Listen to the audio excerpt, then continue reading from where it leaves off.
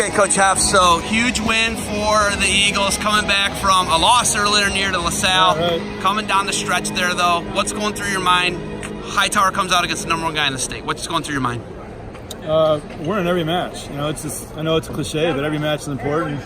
They started out really strong, and we came to our meat of our lineup, and every match is important. We stress that to the kids. Lisco match is important, not giving up bonus points. Seamus pinning the guy. Just try to be competitive every match. You got guys, you look at those two tough matches at 45 and 52, and Donian and Dover got the Hurd brothers, right. And they're both wars. Yeah. What do you want the guys to get out of matches like that here?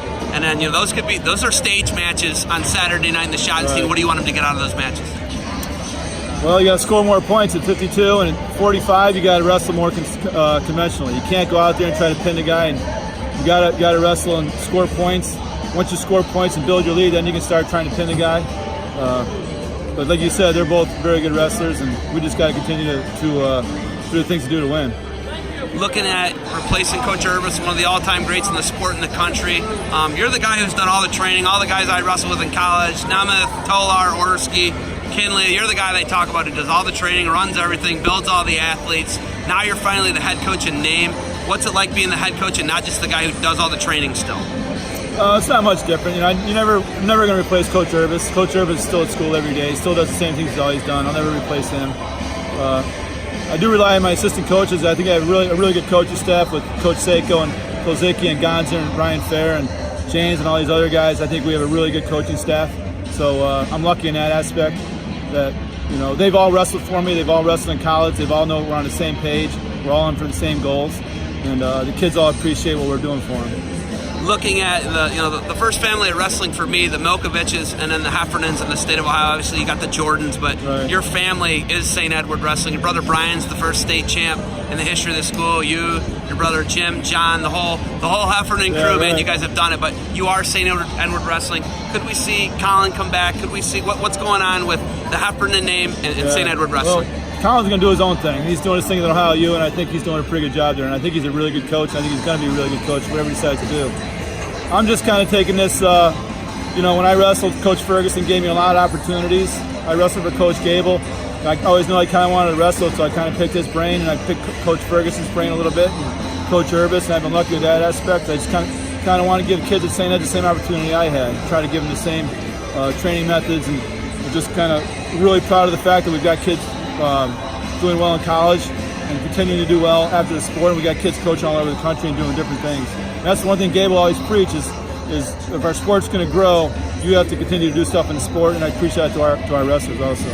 I look at your assistant coaches, Kozicki, Seiko, Gonzer. I mean, you got, Guy Seiko, you got Augustino, you got all these guys around. They're incredible human beings on top of, technicians. They know the sport. They understand promotion. They understand everything about it. How are you guys able to bring people back like that, and they just want to be a part of it? Well, we're lucky. It's, they're all St. Ed's people. They're all St. Ed's guys. They all want to, basically the same reason I'm back there. They want to give them the same opportunity that they had in high school. It means a lot for St. Ed's guys to go to St. Ed's, graduate, go on to college, and come back to give to St. Ed's. You see these guys in college wrestling, Vincenzo Joseph, for example, wears a St. Ed's wrestling sweatshirt. All these guys got St. Ed's wrestling stuff.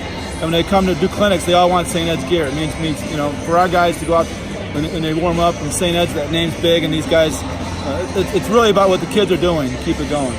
Okay, the streak for All-Americans, college All-Americans, Abinator kept it alive. There's a couple guys who can do it this year, but it might be, it might not be as strong of a possibility as it's been in the past. What's that say about your program, that streak? Because we're pretty good about developing kids, I hope.